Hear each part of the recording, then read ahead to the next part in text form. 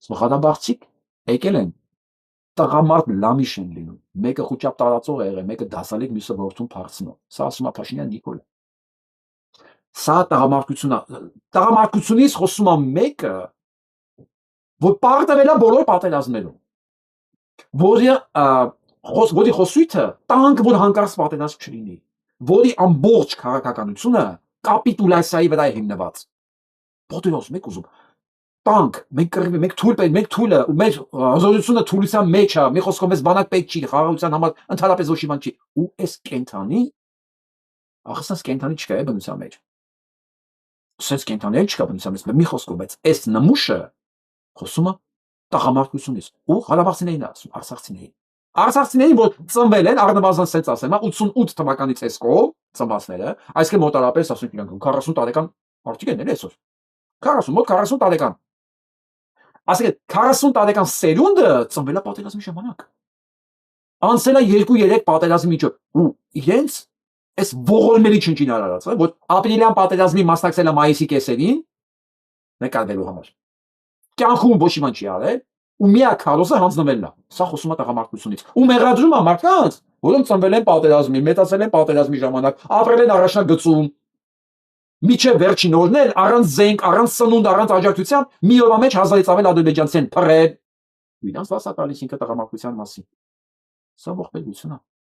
Սա իրականում ողբերգություն է հասկացողի համար, բայց այն անասնադասը, որ կա լսում է ու ոգևորվում է դառնում, դրանք իրականում վտանգ են։ Ոչ միայն պետականության համար, նորից ասում, նրանց բոլորի համար, ովքեր իրենց հետ անմիջական շփման մեջ են։ Ու իրենք անպայման սրա հետևանքները քաշելու են, այստեղ է խնդիրը։ Իրենք չեն կարող այսպես անհետևանք մնալ իրանց կյանքում, էլի։ Ես ցավով եմ ասում, բայց եթե դուք շփվում եք նման մարդկանց հետ, ու ձեզ թվում է դուք դրանց օգուտներ եք ստանում, ոչ, սանտից օգուտ չի կարող լինի, սանտից մենակ վնաս կա։ Սա ասենք։ Լրագրողների հետ հարաբերությունները գնալով ավելի սրվում ու լարվածությունը խորանում է, դուք նախորդ անգամ մեզ եք հորդորում, որ տենց փոխենք ոճը բան, բայց հիմա դուք եք ավելի այդպես ագրեսիվ եւ հարձակողական, ինչը շատ են քննադատում, ես իմ կողմից ձեզ հորդորում եմ վերանայեք ձեր մոտեցումները անկախ մեր տված հարցերից, ձեզ դուր են գալիս թե ոչ, ի վերջո մենք ենք ձեզ լուսաբանում, հատկապես ընդդիմադիր լրատվամիջոցներ եւ նաեւ մեր հարցերի շնորհիվ, որ դուք հնարավորություն եք ունենում դրսևորվելու, արտահայտվելու, ինչ ուզում եք ասեք։ Այստեղ կարելի է վերջացնել այս խոսքը։ Այստեղ կարելի է վերջացնել։ Հիմա Փաշինյան Նիկոլը պետք է ասել մի վարքյան էլիզ մի հարցեր տվեք, ում ձեռքի ինչ ծանր բան կա, տվեք խփեմ գլխիս էլի։ Կամ դե կես բաժակցյանից խնդրում եմ, տվեք ինձ։ Սա լսել լրագրողից ցանկացած արժանապատվի մարդ պետք է հիմա այնտեղ սուիցիդալ գործողություն անել իրեն։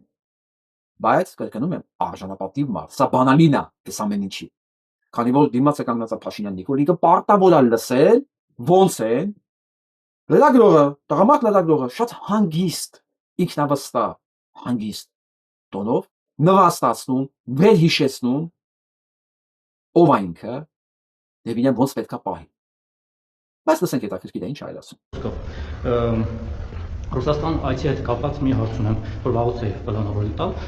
Դուք այստեղ դուք եւ ձեր թիմակիցները այստեղ ամբիոնից հայտարարում եք, որ Ռուսաստանը ուզում է Հայաստանը դարձնի գուբերնիա, Ռուսաստանը սպառնում է Հայաստանի անկախությանը, ու հետաքրքիր է այստեղ եթե երբանից է սպառում վերջին 8 տարին, երբ որ դուք եք իշխանության, թե նախորդ 30 տարին, եթե նախորդ 30 տարին ապա ապրեն նախկինները, որ ցույց չեն տվել, որ անկախ են պահել Հայաստանը։ Եթե հիմա է, ապա ինչու է սպառնում։ Եթե իսկապես այդպիսի տվյալներ ունեք ձեր արտաքին հետախուզությունը այդպիսի տվյալներ ունի, որ Ռուսաստանը ուզում է Հայաստանը դարձնել գուբերնիա, կամ չգիտեմ, Չեչնիայի, Կաբարդինո-Բալկարիայի նման ինչ-որ մի մարզ, ապա ասել եք դա երեք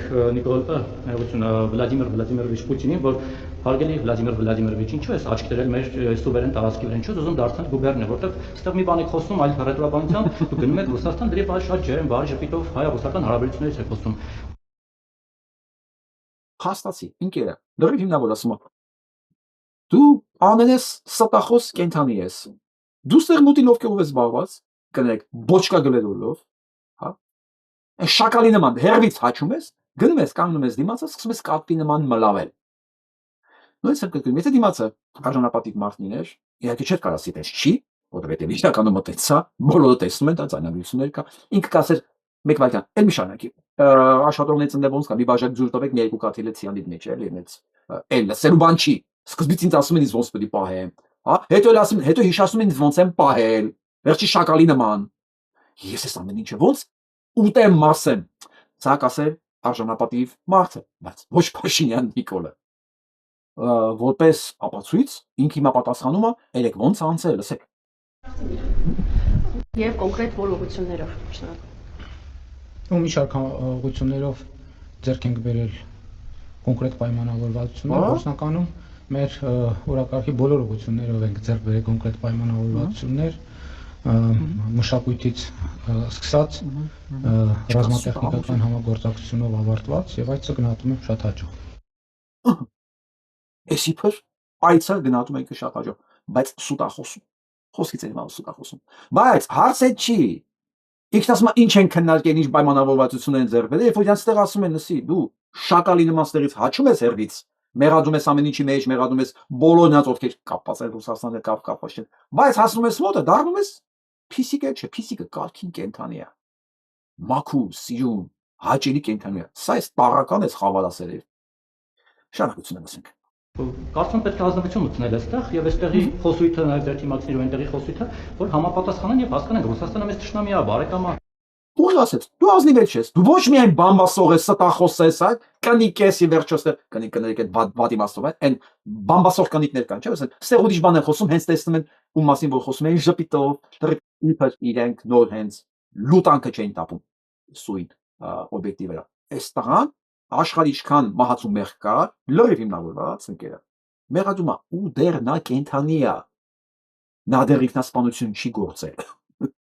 Սպառնում մեր անկախությունը չի սպառնում, ոնց է սպառնում, եթե սպառնում է, զենքը վերցնենք գնանք կռվենք, չկռվենք, չգիտեմ ինչ անենք։ Մեկ էլ մի կեսկատակ մի քիչ թույլատնելով լարվածություն էլի, կեսկատակ կեսուր մի առաջարկ ունեմ ձեզ, բայց անկախ խնդրում եմ ընտրակաշառք չդիտարկեք։ Ես էլ երկար մտածեցի ձեր առաջարկի մասին, որ ես գնալ եմ ձեզ ձայն տամ ԿՊ-ին ընտրություններին։ Տեսեք, ես համաձայն եմ ձեզ ձայն տալ, բայց մի պայմանով, այդպես ժպիտ եկավ։ Բայց մի պայմանով, դուք պետք է ինձ տուն տակ այն շենքում ցանկալի, որտեղ որ դուք եք ոնց բնակարան արել, որտեղ եթե անկեղծ եմ ասում, եթե տանը իմանան, որ ես ձեզ ձայն եմ տվել, ինձ ուղղակի տուն չեն թողնի։ Իսկ ես տուն չունեմ սեփական, իմ անունով չի, դուրս չեմ մնալու։ Ձեր թիմակցիների նման չեմ հացրել մի քանի տուն հետ նորակառուցներում, եթե ձեր բնակարանի տուն կտակ կարելի է մտածել այդ ուղղությամբ, համել եթե իշխանություն չլինեք, իրար կշփվեն նադիկ խաղան կհիշենք նախկիներին, ես իմ նախկիներին, դուք ձեր մենք բոլորի նախկիներին կբողոքենք իրենցից, մեկ այլ չենք սիրում։ Իրենց շնորհակալություն։ Ես կարծում եմ, որ մարդիկ իրենց տունը պետք է վաստակեն իրենց աշխատանքի շնորհիվ, եթե սոցիալական որոշակի խմբերի չեն պատկանում եւ սոցիալական այն ծրագրերը, որ կառավարությունը ընդունել է, այսինքն փաստորեն իրանք սոցիալական խմբին են պատկանում, որոնք իրավունք ունեն այդ էլիտար շենքերում էլիտար տներ ունենան։ Այո, իմացեք ժողովուրդ ջան, Հայաստանը բաժանված է սոցիալական խմբերի։ Իրանք իրականում դրանց ասում են կաստաների, հնդիկների մոտ դա կաստաներ են, էլի։ Հիմա բարձրագույն կաստան դա նշած ասել, որ ստորագույն կաստան է, որը կոչվում է ԿՊ։ Բայց նայում եմ դեմքին ու մտածում եմ, այդքան թեզերեսին, բա հետքերը ուր է։ Հիմա ես նայում եմ, իր մոտ ոչ մի վիրավորվածության նշույլ անգամ չկա։ Բարձր բարկացած է եղել, հետո շփտացել է որ ասել է քեզ ցեն կտամ, բայց մեկը նայում եմ դեմքին, ինքը թքեց, ինչ ասես։ Տղամարդու որպես, հա։ Բայց ոչ մի հետք չկա դեմքին։ Եմ ասում եմ պլաստիկա տակ հաշած են, դհոլի կաշի։